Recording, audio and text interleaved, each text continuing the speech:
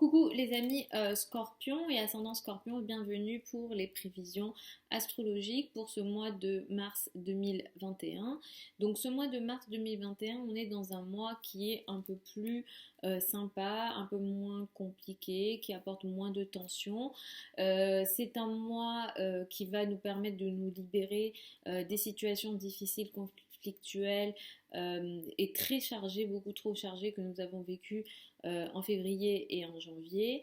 On est dans un mois qui va nous apporter le printemps, donc on est dans une énergie aussi qui nous permet d'augmenter notre énergie vitale, notre confiance en nous, mais effectivement aussi les systèmes immunitaires vont être plus élevés pour ce mois de mars, à partir de ce mois de mars, puisque le soleil va passer dans le signe du bélier.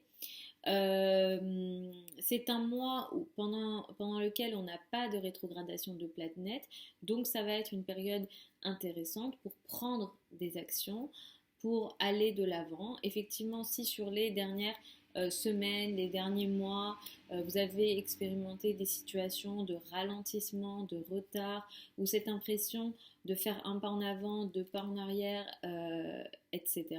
Effectivement, cette énergie se réduit et donc vous pourrez avancer un peu plus, donc utiliser l'énergie de ce mois de mars 2021 pour peut-être prendre des actions, aller de l'avant et faire bouger effectivement tous les projets qui n'ont pas avancé les dernières semaines et les derniers mois.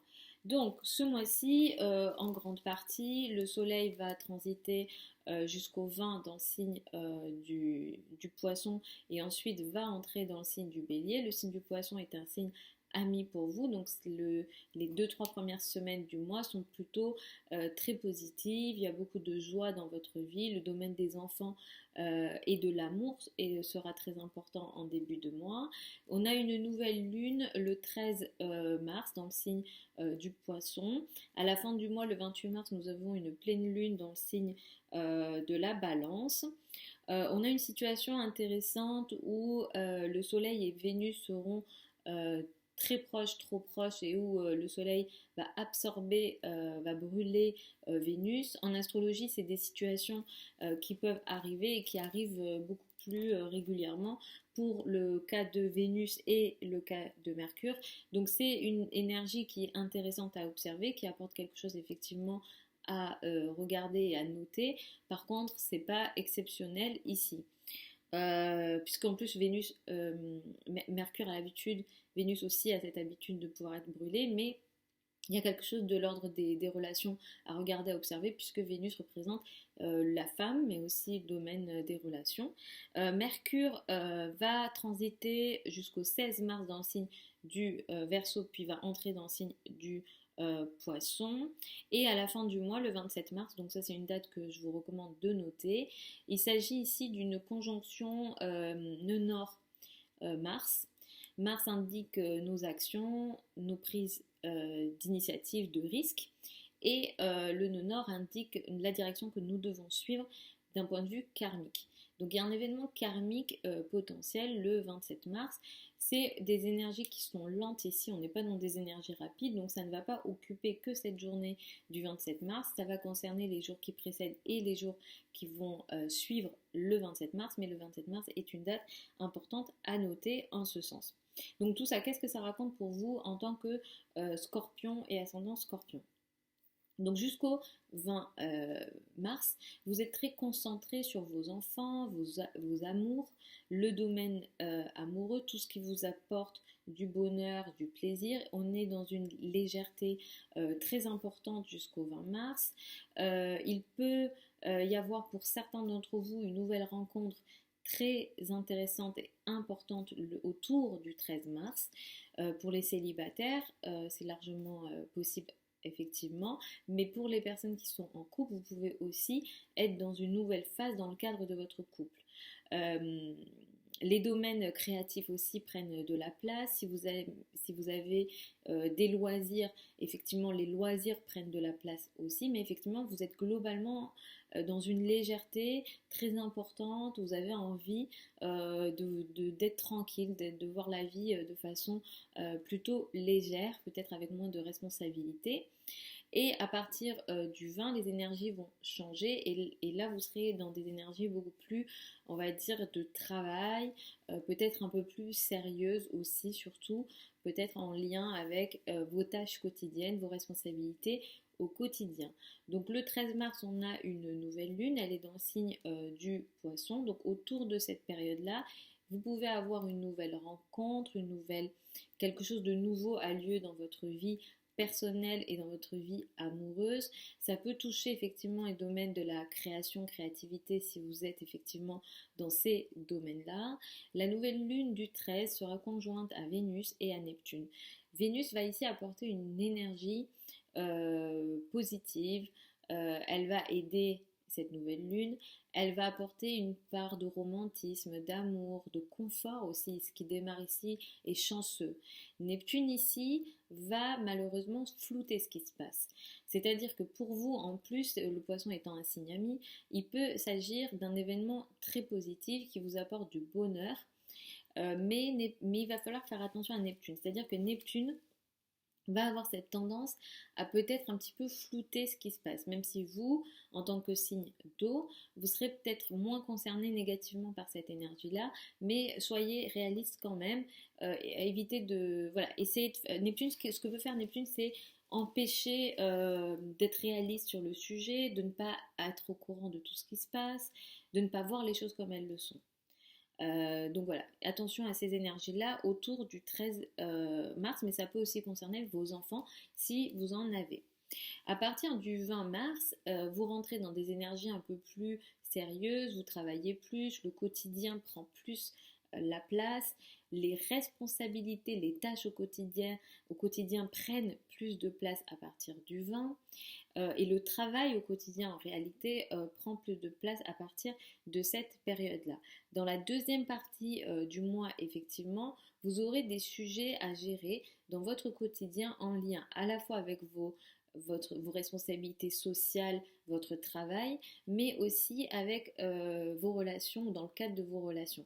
Ce qui peut se passer, c'est que vos relations peuvent prendre le dessus sur vos obligations sociales, vos responsabilités sociales ou votre volonté peut-être de réussir socialement. En tout cas, là, il y a quelque chose, le social n'arrive plus trop à exister à un moment donné ici et ça peut être en lien avec vos enfants, le domaine amoureux, ça peut être aussi en lien avec tout ce que vous avez à faire au quotidien, etc.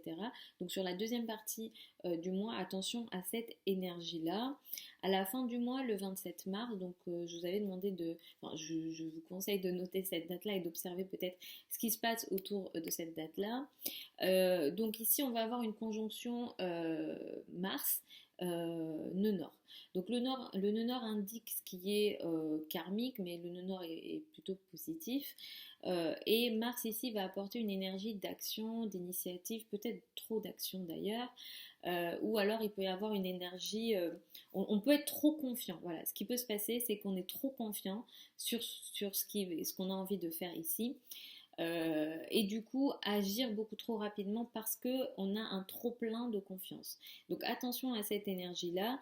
Le domaine qui est concerné pour vous ici, c'est les domaines financiers tels que les crédits et les dettes. Donc attention autour du 27 mars, autour de cette date-là, aux décisions peut-être trop impulsives, trop confiantes que vous pouvez avoir en lien avec les finances en commun, crédit, dette, mais ça peut aussi concerner le conjoint. En fait, ce qui peut se passer, c'est que le conjoint, lui, peut avoir cette énergie de trop plein de confiance dans ses finances, dans son argent et dans ce qu'il fait. Il y a un trigone à Saturne, heureusement, parce que Saturne va un petit peu calmer les ardeurs, on va dire, de Mars. Et Saturne, surtout, va permettre de stabiliser ce qui est mis en place ici dans la durée. Mais on est ici dans une énergie karmique où on doit passer par cette énergie-là.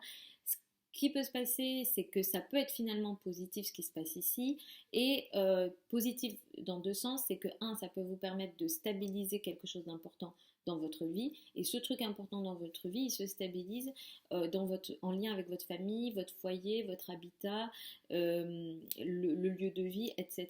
Donc, il y a une action qui est mise en place en lien avec les finances en commun qui peut vous permettre de stabiliser une situation en lien avec votre famille. Le domaine de l'immobilier peut être concerné, l'habitat, le foyer. Mais voilà, ici il y a un trop plein de confiance potentiellement avec le nœud nord et Mars qui pousse à une action trop impulsive potentiellement. Mais Saturne va ici un petit peu calmer et heureusement. Donc à l'avant du mois, on a aussi une pleine lune le 28 mars. C'est une pleine lune qui a lieu dans le signe de la balance. Ici, ça sera une pleine lune que vous allez vivre plutôt d'une façon intériorisée dans votre coin ou dans votre monde intérieur. Ce qui peut se passer, c'est ici une prise de conscience de quelque chose que vous ne connaissez pas. Alors soit vous apprenez quelque chose que vous ne connaissez pas, soit vous ne révélez pas quelque chose, il y a quelque chose de caché ici. Il peut s'agir aussi d'une situation d'isolement, de vous remettre en retrait. Ce retrait peut vous faire du bien. Et surtout, il peut vous faire du bien par rapport à votre santé ou votre vie quotidienne. C'est pas une pleine lune qui sera trop compliquée, même si effectivement vous, ça va être dans l'ombre, mais effectivement, on est ici dans quelque chose qui peut aussi vous permettre de trouver l'équilibre entre ce que vous avez à faire au quotidien et peut-être un peu de repos. Donc vous pourrez aussi vouloir peut-être vous rendre compte que vous avez besoin de vous retirer en réalité de vos activités quotidiennes et de vos responsabilités au quotidien. Euh, Concernant l'énergie de la communication, jusqu'au 16 mars, vous allez peut-être beaucoup communiquer, parler, échanger à la maison, en lien avec la maison ou dans le cadre du foyer. Et c'est vrai qu'à partir du 16 mars, l'énergie de la communication aussi va se mettre au service de tout ce qui est léger, de tout ce qui est plutôt euh, moins sérieux, les hobbies, les loisirs, les enfants, l'amour, voilà. Donc la deuxième partie du mois, vous parlez beaucoup d'amour ou vous parlez beaucoup en lien avec ce qui vous rend heureux ou tout ce qui est plutôt léger, mais il peut y avoir une très forte créativité pour vous ce mois-ci en général, les scorpions et ascendants scorpions. Donc voilà les amis pour ces énergies pour ce mois de mars 2021. Je vous mets tous les liens de mon site internet sous la vidéo si jamais vous souhaitez une consultation privée. Vous avez tout ça sur le site. Je vous souhaite un super mois de mars 2021. Je vous retrouve samedi pour les prévisions hebdomadaires et puis je vous embrasse.